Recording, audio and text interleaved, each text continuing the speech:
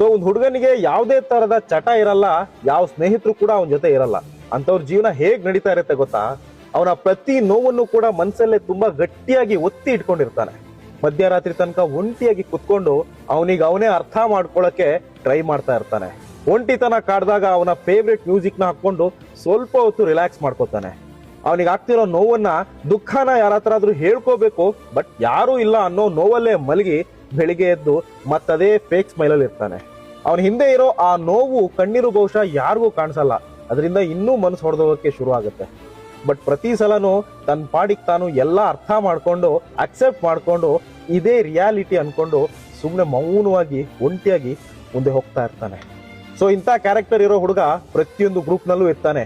ಅವನಿಗೆ ಈ ರೀಲ್ನ ಟ್ಯಾಗ್ ಮಾಡಿ ಹೇಳಿ, ಮಚ್ಚ ನಾನ್ ನಿನ್ ಜೊತೆ ಇದೀನಿ ಕಣೋ ಅಂತ. ಅಟ್ಲೀಸ್ಟ್ ನೀವು ಕಳಿಸೋ ಈ ಒಂದು ಮೆಸೇಜ್ ಇಂದ ಆದ್ರೂ ಒಂಟಿತನದಿಂದ ಸ್ವಲ್ಪ ಹೊತ್ತಾದ್ರೂ ಹೊರಗೆ ಬರ್ಲಿ.